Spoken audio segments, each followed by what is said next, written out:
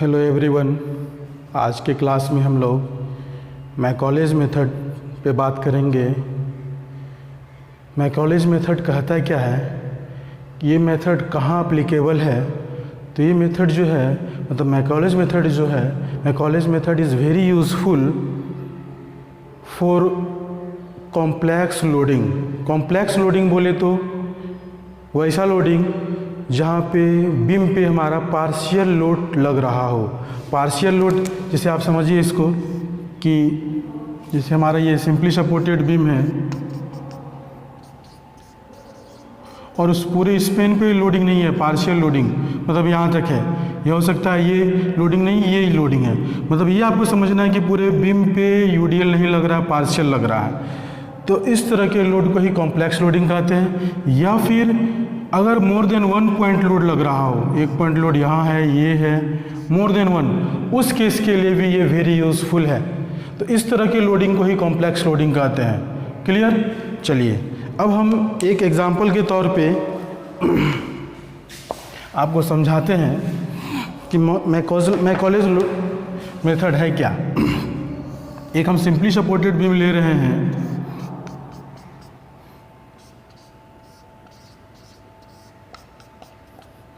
और इस पे हमारा लोडिंग जो है वो मोर देन वन है।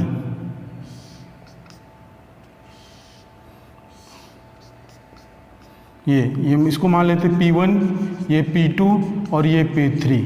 ये जो डिस्टेंस है फ्रॉम सपोर्ट A ये X1 पे है P1 लोडिंग, और ये जो लोडिंग है P2 ये X2 पे है, और ये जो लोडिंग है P3 ये X3 पे है। इस तरह का इसका टोटल डिस्टेंस गिवन है। अब टोटल डिस्टेंस जो है A से B ये पूरा L है।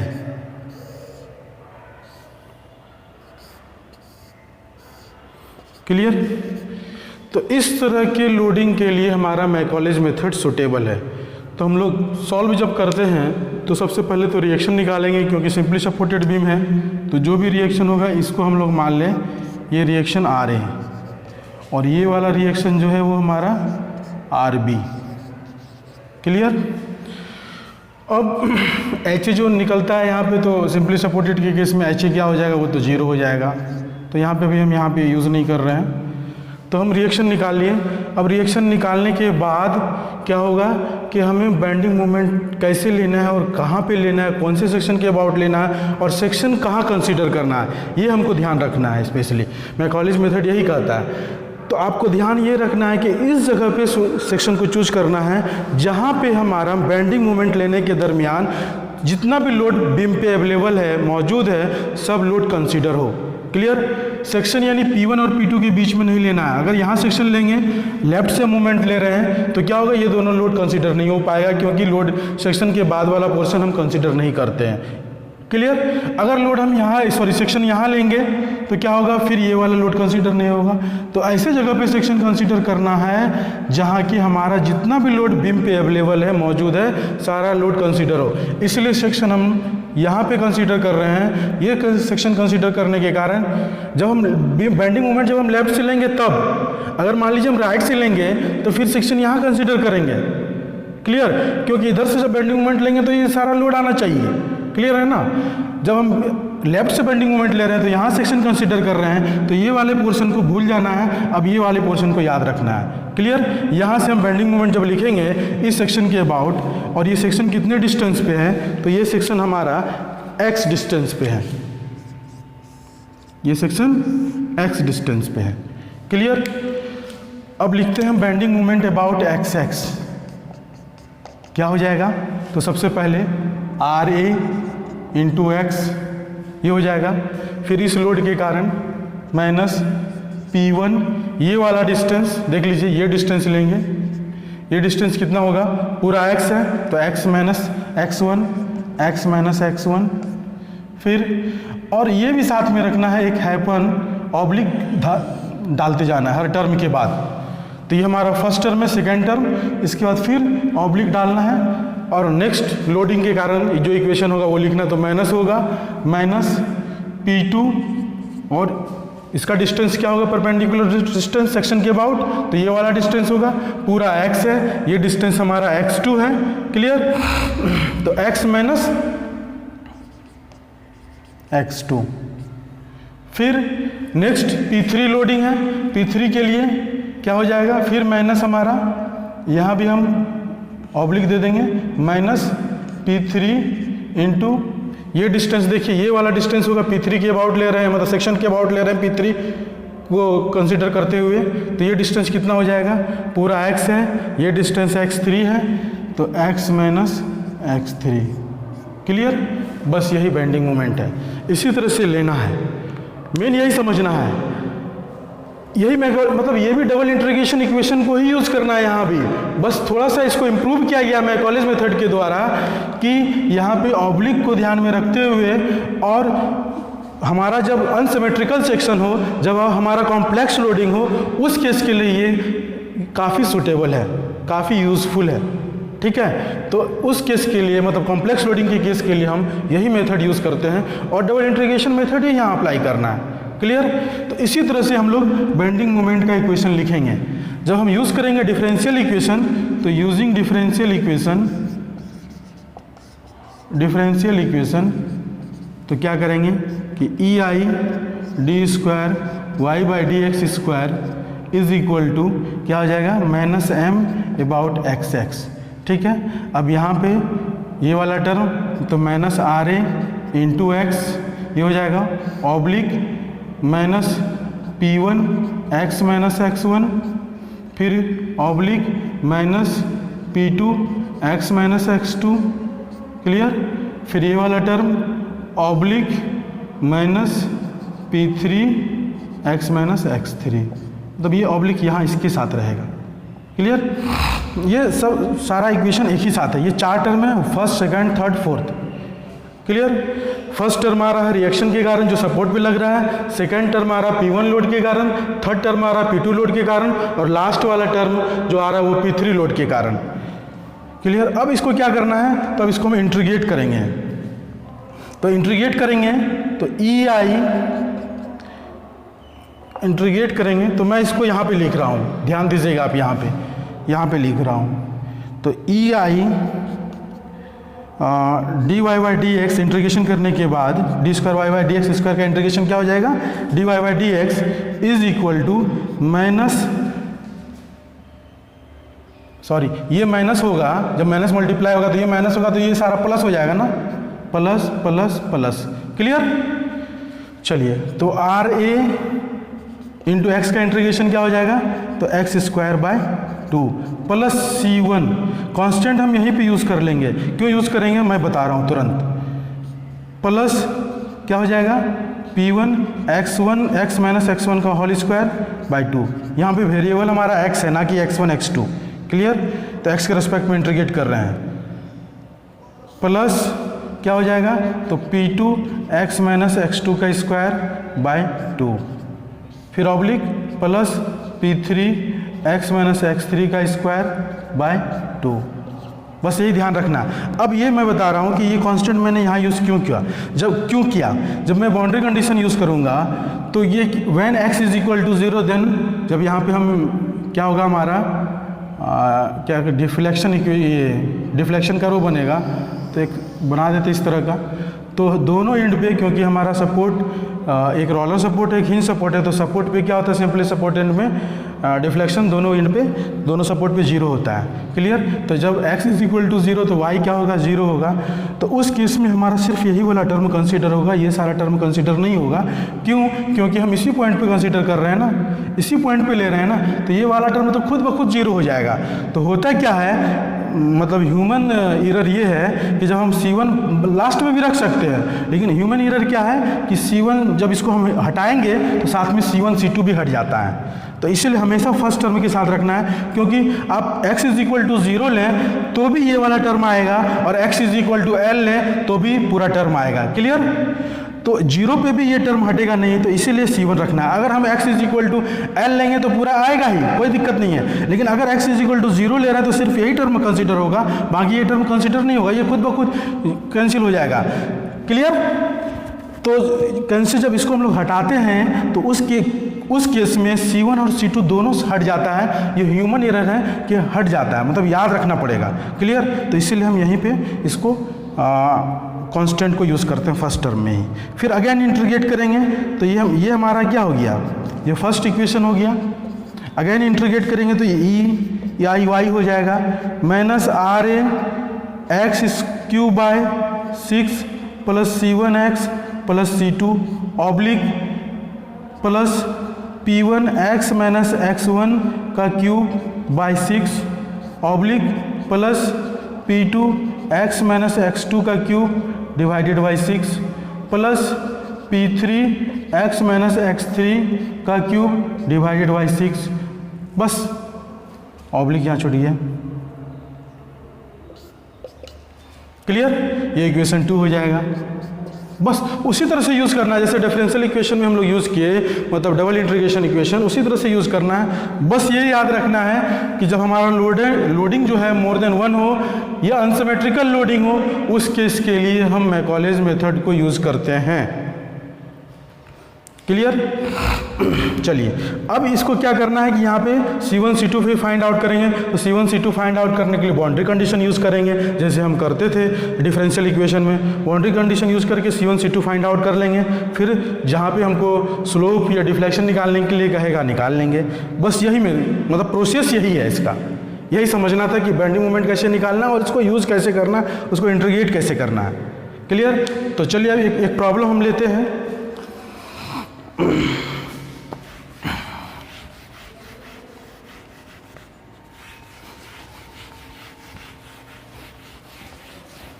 अब कैंटिलीवर में भी थोड़ा सा देख लीजिए, कैंटिलीवर को भी थोड़ा समझ लीजिए। ये कैंटिलीवर बीम है। क्लियर? एक लोड यहाँ लग रहा है और एक लोड यहाँ लग रहा है। इसको आप दिखा दीजिए फ्री एंड पे। तो अब सेक्शन हम कहाँ कंसीडर करेंगे, क्योंकि हम बेंडिंग मोमेंट राइट से लेंगे। ये ए है पॉइंट और ये बी पॉइंट है। राइट से क्यों लेते हैं? क्योंकि इधर से लेना हमारे लिए आसान है, इधर रिएक्शन निकालने की ज़रूरत नहीं है। इधर रिएक्शन निकालना कॉम्प्लिकेटेड है। 3 रिएक्शन मतलब हॉरिजॉन्टल रिएक्शन, वर्टिकल रिएक्शन और मूवमेंट तीनों निकालना होगा जो कि कॉम्प्लिकेटेड है। क्लियर? इसलिए हम राइट से लेते हैं। सेक्शन हम कंसीडर किधर से कर रहे हैं? तो लेफ्ट से कर रहे हैं। तो लेफ्ट से जब करेंगे तो ये ध्यान में रखना है कि बेंडिंग मोमेंट हम राइट से ले रहे हैं तो दोनों लोड कंसीडर होना चाहिए। तो सेक्शन यहाँ कंसीडर करेंगे। जब इधर से बेंडिंग मोमेंट लेंगे तो मान लीजिए ये P1 है, ये P2 है, ये पूरा लेंथ हमारा L है और ये वाला डिस्टेंस जो है इधर से L1 है और ये वाला डिस्टेंस पूरा L है ही। क्लियर? तो इस केस में जब बेंडिंग मोमेंट इस सेक्शन के अबाउट लेंगे तो हमारा बेंडिंग मोमेंट अबाउट XX क्या हो जाएगा? तो ये क्या हो रहा है, नेचर हॉगिंग हो रहा है तो निगेटिव हो जाएगा। तो माइनस P1 इंटू ये डिस्टेंस, तो ये कितना L ही है। क्लियर? अब क्या करना है, सॉरी ये नहीं लेना है ना, इस सेक्शन के अबाउट ले रहे हैं ना, XX सेक्शन के अबाउट। तो ये वाला डिस्टेंस लेंगे तो ये पूरा L है, L माइनस एक्स, तो ये क्या हो जाएगा हमारा L माइनस एक्स। क्लियर? उसके बाद फिर माइनस डबल दूसरा लोडिंग P2 है। अब ये वाला डिस्टेंस कितना हो जाएगा, पूरा L1 है तो L1 minus X is equal to इतना, तो L1 माइनस एक्स। बस यही ध्यान रखना है, ठीक है, कि लोडिंग मतलब सेक्शन उस जगह पे कंसीडर करना है जहाँ पे हमारा बीम के ऊपर जितना भी लोड लग रहा हो, एक्ट कर रहा हो, वो सारा लोड कंसीडर हो। ये ध्यान में रखना है एक ही बार में, एक ही इक्वेशन में। हमारा यही क्वेश्चन है। अब इस क्वेश्चन को रीड करते हैं, इसके अकॉर्डिंग जो डायग्राम है ड्रॉ करते हैं। कह रहा है कि steel girder of uniform section 14 metres long is simply supported at its ends, मतलब इसका एंड जो है वो क्या है, सिंपली सपोर्टेड है। क्लियर? यहाँ पे ड्रॉ कर रहे हैं।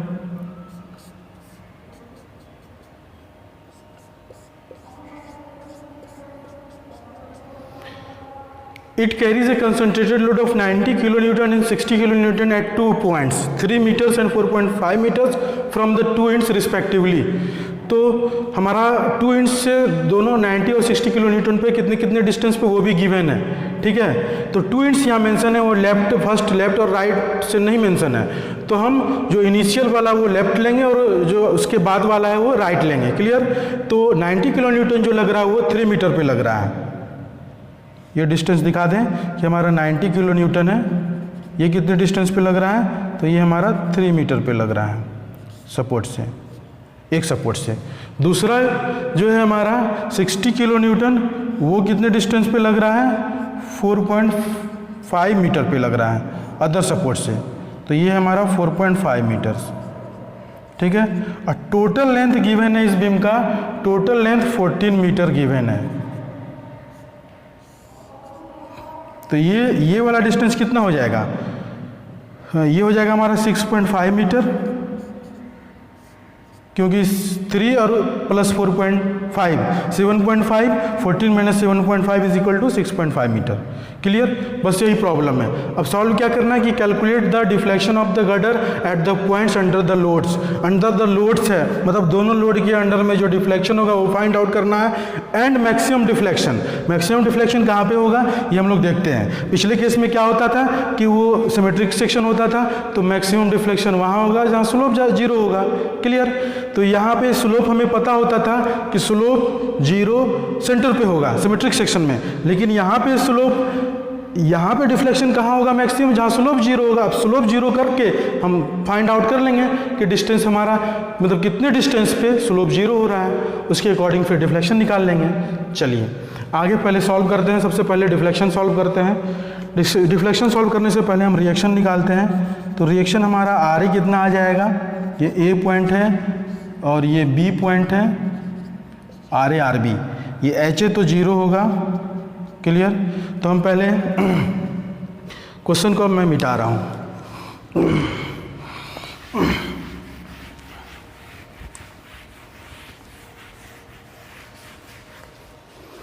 अब देखिए सबसे पहले रिएक्शन निकाल लें। तो टेकिंग बेंडिंग मोमेंट अबाउट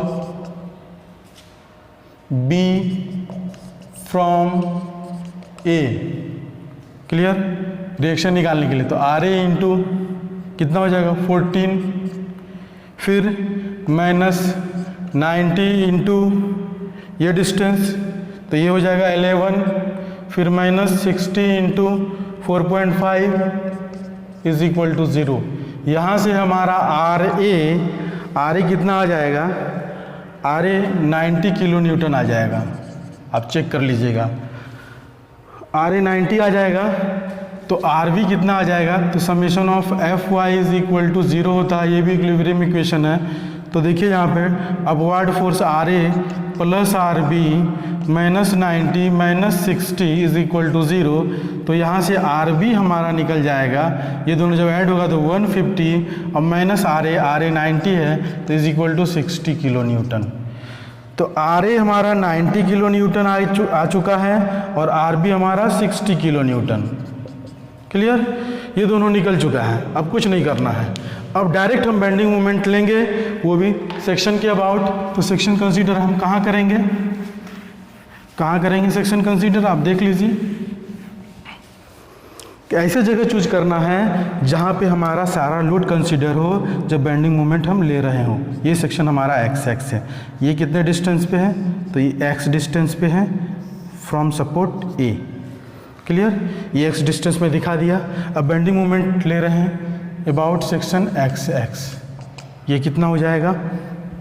तो आर ए यानी 90 इंटू एक्स माइनस ये वाला आ रहे हैं 90, अब ये 90 का ले रहे हैं तो माइनस 90 इंटू ये और डिस्टेंस तो पूरा x है, ये 3 है तो x माइनस 3।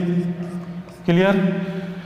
अब फिर माइनस 60, तो 60 के लिए क्या हो जाएगा? ये डिस्टेंस तो पूरा x है और ये वाला डिस्टेंस 6.5 प्लस 3 यानी 9.5, तो x माइनस 9.5। क्लियर? बस यही बेंडिंग मोमेंट होगा। अब क्या करेंगे? Using differential equation. क्या होगा डिफरेंशियल इक्वेशन? तो E I D square Y by D X square is equal to minus M X X. इसको यहाँ जब हम पुट करेंगे उस दरमियान ऑब्लिक लेंगे तो ये हो जाएगा माइनस 90x ऑब्लिक ये माइनस और ये माइनस मिलके प्लस हो जाएगा 90x माइनस 3 ऑब्लिक ये माइनस और ये माइनस मिलके प्लस हो जाएगा 60x माइनस 9.5। क्लियर? अब यहाँ मैं रख चुका हूँ, अब इसको इंटीग्रेट करना है, तो integrate the above equation, integrate the above equation. Above equation integrate करने के बाद क्या आ जाएगा, तो ये हो जाएगा E I D Y by D X is equal to, ये हो जाएगा 90x² oblique plus 90 into X minus 3 का whole square by 2 oblique plus 60 into X minus 9.5 का होल स्क्वायर बाई 2 प्लस एक कांस्टेंट होगा ना, तो कांस्टेंट हम यहाँ लेंगे फर्स्ट टर्म के साथ plus C1। Clear. Again integrate, तो अगेन इंटीग्रेट करेंगे, इस इक्वेशन को मैं मिटा रहा हूँ। अगेन इंटीग्रेट, अगेन इंटीग्रेट क्या हो जाएगा, तो ये हो जाएगा ई आई वाई, ये इक्वेशन हमारा फर्स्ट है, तो E I Y is equal to 90/2 जाएगा तो कितना हो जाएगा 45 माइनस 45 एक्स स्क्वायर का इंटीग्रेशन x³/3। क्लियर। फिर प्लस C1x और प्लस C2 ऑब्लिक, ये हो जाएगा प्लस 45 एक्स माइनस 3 का क्यूब डिवाइडेड बाई 3, 90/2 45 और x माइनस 3 का स्क्वायर का क्यूब, ये सॉरी इंटीग्रेशन स्क्वायर का, तो क्यूब बाई 3 ऑब्लिक प्लस 60/2 30 और x माइनस 9.5 का क्यूब बाई 3, यही हो जाएगा बस, और कुछ नहीं। ये हमारा इक्वेशन सेकेंड हो गया। अब क्या करना है, हमें बाउंड्री कंडीशन यूज़ करना है। बाउंड्री कंडीशन यूज़ करते हुए C1 और C2 को फाइंड आउट करना है। C1 और C2 फाइंड आउट करने के लिए तो using boundary condition, using boundary condition, boundary condition यहाँ क्या हो जाएगा, तो when x is equal to 0 then y is equal to 0। तो कौन से इक्वेशन में पुट होगा, फर्स्ट या सेकंड में, सेकंड में होगा क्योंकि डिफ्लेक्शन का इक्वेशन है, y is equal to 0। Clear. तो ये हो जाएगा हमारा 0 इज इक्वल टू, यहाँ हो जाएगा 45/3 माइनस 15 और 0 ही है तो 0 ही हो जाएगा, प्लस ये भी 0 हो जाएगा, प्लस C2 ऑब्लिक। अब आपको ध्यान रखना है यहाँ पे मैकॉलिस मेथड में कि इस दोनों का रिजल्ट 0 अगर नेगेटिव में आता है, सिर्फ x माइनस 3 का या x माइनस जो भी कांस्टेंट है उसका रिजल्ट अगर नेगेटिव में आता है, तो नेगेटिव या 0 आता है तो वो 0 ही कंसीडर होगा। क्लियर। तो यहाँ पे x कितना है, 0 है, 0 माइनस 3 क्या होगा, -3 होगा, यानी नेगेटिव होगा, लेस देन 0 होगा, तो ये 0 ही होगा, प्लस 0 प्लस ऑब्लिक, यहाँ भी प्लस 0 ही होगा, 0 minus 9.5 is equal to minus 9.5, 0 होगा। 0 या नेगेटिव आएगा तो 0 ही लेंगे। क्लियर। चलिए, तो यहाँ से हमारा C2 निकल चुका है, C2 क्या है, 0 आ चुका है। अब C1 दूसरा बाउंड्री कंडीशन क्या यूज करेंगे कि when x is equal to क्या, पूरा डिस्टेंस कितना है 14। यहाँ पे हम स्लोप नहीं ले रहे हैं क्योंकि वहाँ पे क्या होता था सिमेट्रिक सेक्शन में कि स्लोप हमें सेंटर पे पता होता था कि 0 होगा। क्लियर। क्योंकि सिमेट्रिक सेक्शन था तो हम लोग स्लोप ले लेते थे, यहाँ पे हमें पता नहीं है तो इसलिए हम, ये तो पता है, जब इसका हम ये निकालेंगे डिफ्लेक्शन कर्व दिखाएंगे आपको, तो इस तरह से ये होगा, मैक्सिमम इसी के आसपास होगा। मान लीजिए ये AB, ये पॉइंट C और ये पॉइंट D, C और D के बीच में ही कहीं मैक्सिमम होगा। क्लियर। जो जहाँ भी होगा हम अभी फाइंड आउट कर लेंगे। तो अब दूसरा बाउंड्री कंडीशन क्या हो जाएगा कि when x is equal to 14 तो then y is equal to 0, क्योंकि इस एंड पे भी डिफ्लेक्शन 0 ही हो रहा है। क्लियर। इस केस में क्या होगा कि हमारा चारों टर्म कंसिडर होगा। तो देख लीजिए, ये हो गया 0, इक्वेशन 2 में, यहाँ भी इक्वेशन 2 में ही पुट करना है, ये 0, ये क्या हो जाएगा -15 इंटू 14 का cube plus C1 into 14, C2 तो 0 आ चुका है, ऑब्लिक, फिर ये हो जाएगा हमारा प्लस 15 इंटू 14 -3 का क्यूब। क्लियर। फिर ऑब्लिक प्लस ये वाला 10 इंटू 14 माइनस 9.5 का क्यूब। क्लियर? 30/3 10 लिख दिया, 45/3 15 लिख दिए, और 45/3 यहाँ भी -15 लिख दिए। बस ये लिखना है। जब इसको हम सॉल्व करेंगे, सॉल्व करने के दरमियान ये ऑब्लिक हट जाता है, जो प्लस है प्लस यूज़ होगा और माइनस है माइनस यूज़ होगा। तो यहाँ से हमारा सॉल्व करने के बाद आप चेक कीजिएगा, C1 आ रहा है 1448.84। क्लियर? ये चेक करके आप देख लीजिएगा सही आ रहा है कि नहीं। C1 आ चुका है, C2 आ चुका है। अब क्या करना है, तो अब हमें रिफ्लेक्शन निकालना है, वो भी कहाँ, तो अंडर द लोड्स। तो हमारा दो लोड लग रहा है, एक 90 किलो न्यूटन, एक 60 किलो न्यूटन। तो कहाँ पे निकालना है, एट x = 3 मीटर और एट x = 9.5, दोनों को ऐड करेंगे, 3 + 6.5 तो 9.5, तो वहाँ पे निकालना है। तो निकाल लेते हैं, चलिए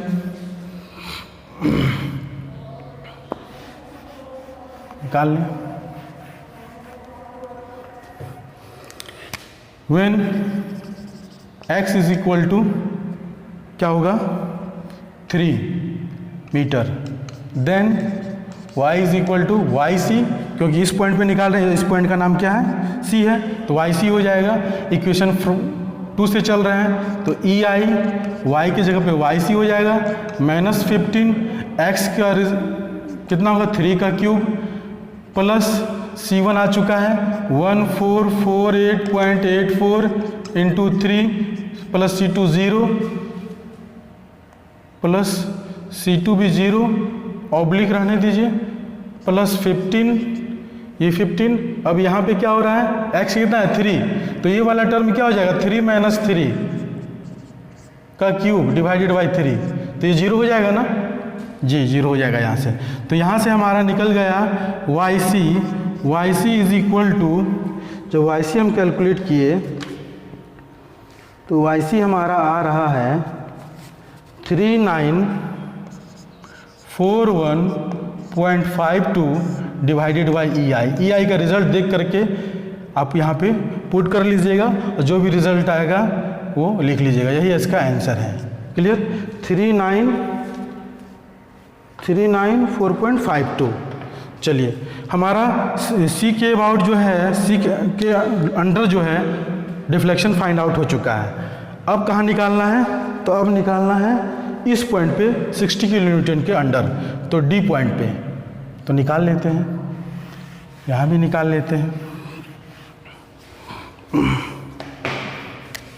व्हेन x = कितना हो जाएगा डी पॉइंट, ये वाला डिस्टेंस, तो 3 + 6.5 9.5 metre, then y = yd from equation 2 से ही चल रहे हैं, तो ei yd = -15 इंटू 9.5 का क्यूब प्लस C1 हमारा है 1448.84 इंटू x 9.5 और प्लस C2 0 ऑब्लिक। अब ये वाला लेंगे तो प्लस 15 9.5 माइनस 3 का क्यूब डिवाइडेड बाई 3, ये भी ऑब्लिक, प्लस 10 इंटू 9.5 माइनस 9.5 का क्यूब डिवाइडेड बाई 3। तो ये वाला टर्म तो 0 हो जाएगा। ये हमारा C1 है, ये C1 = है। बहरहाल जब इसको सॉल्व करेंगे तो YD हमारा आ रहा है, YD जो आ रहा है वो 5022.8 डिवाइडेड बाई EI। इसे सॉल्व कर लेंगे, यही हमारा आंसर होगा EI का रिजल्ट पुट करके। ठीक है, जो भी आएगा मीटर में आएगा, मिलीमीटर में आएगा, आप देख लीजिएगा।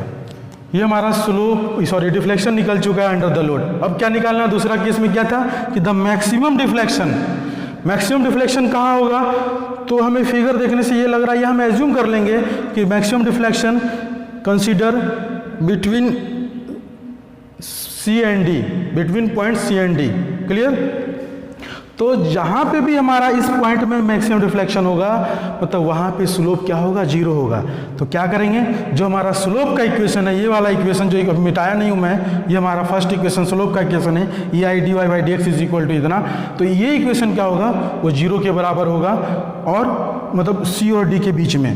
क्योंकि इसी के बीच में हमारा मैक्सिमम लोड हो रहा है, ये मैं एज्यूम करके चल रहा हूँ, और मैक्सिमम डिफ्लेक्शन हो रहा है, सॉरी। चलिए आगे चलते हैं।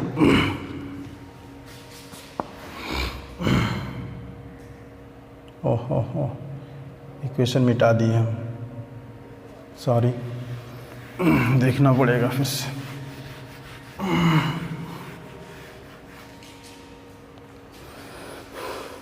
चलिए, तो एज्यूम मैक्सिमम डिफ्लेक्शन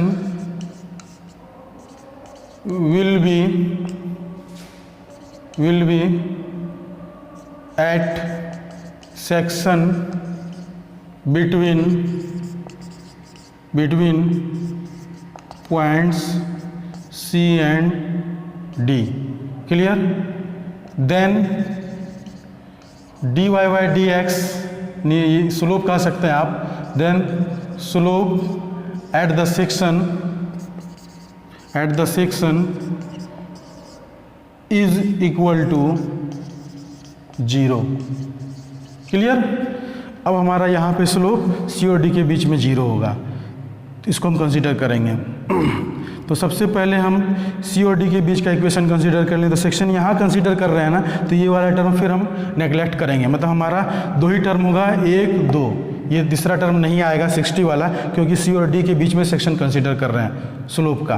तो ये हो जाएगा हमारा E I D by D X, तो 0 ही हो गया। 0 is equal to -45 X square plus 45 X minus 3 का होल स्क्वायर, यही होगा। अब प्लस C1 कितना आया था, C1 में मिटा दिया हूँ, C1 हमारा आया था 1448.84। क्लियर?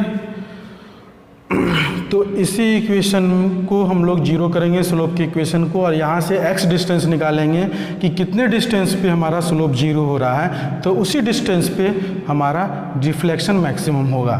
तो जब इसको हम सॉल्व करेंगे, सॉल्व करने के बाद x हमारा आ रहा है 6.87। इसको सॉल्व करने के बाद, इसको सॉल्व कर लीजिएगा आप, 6.87 मीटर ये डिस्टेंस आ रहा, मतलब इतने डिस्टेंस पे हमारा डिफ्लेक्शन जो होगा वो मैक्सिमम होगा। क्लियर? अब जो डिफ्लेक्शन का इक्वेशन था वो मैं मिटा दिया हूँ, तो मिटा दिए हैं, तो हम फिर से आप देख लीजिएगा। तो हम यहाँ से डायरेक्ट लिख ले रहे हैं कॉपी से। क्या था,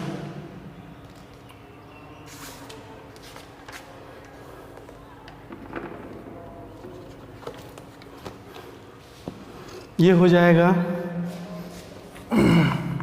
यहाँ से y max y max is equal to क्या हो जाएगा। तो सबसे पहले RA वाला टर्म, RA कितना था डिफ्लेक्शन का इक्वेशन, जो ओरिजिनल इक्वेशन आया था, ये आया था हमारा 15 इंटू मैक्सिमम डिस्टेंस कितने पे होगा, तो 6.87 का क्यूब। क्लियर? और फिर प्लस C1 कितना था, तो 1448.87 इंटू 6.87 ये हो गया। फिर प्लस C2 तो 0 हो जाएगा, फिर प्लस, तो ये जो टर्म था ये हमारा माइनस था। क्लियर? बाकी टर्म प्लस में था। ठीक है, तो प्लस हो जाएगा 15 इंटू एक्स माइनस 3, तो 6.87 का माइनस क्यूब, फिर प्लस 10 इंटू 6.87 माइनस 9.5, तो ये तो माइनस में आ रहा, तो ये कंसीडर होगा ही नहीं। क्लियर? तो यही दोनों टर्म कंसीडर होगा। जब इसको हम सॉल्व करेंगे, सॉल्व करने के बाद हमारा y मैक्स जो है वो आ जाएगा 59.3 डिवाइडेड बाई EI। अब EI का रिजल्ट पुट करके जो भी डिफ्लेक्शन आएगा वही हमारा रिजल्ट होगा, मीटर में आई या मिलीमीटर में, यही आंसर होगा। क्लियर? बस इसी तरह से हम लोग सॉल्व करते हैं और सॉल्व करने का वही प्रोसेस है जो हम लोग डिफरेंशियल इक्वेशन में, डबल इंटीग्रेशन इक्वेशन में यूज़ किए थे। सिर्फ यहाँ पे कॉम्प्लिकेटेड लोडिंग के लिए है, कॉम्प्लेक्स लोडिंग के लिए है, जहाँ पे लोडिंग हमारा मोर देन 1 हो, ये पार्शियली लोडिंग हो। और भी जो प्रॉब्लम है आप सॉल्व कीजिए अपने मतलब रूम पर, और उसके बाद जो भी दिक्कत हो आप क्वेश्चन कीजिए। क्लियर? आज के लिए बस इतना ही। Thank you.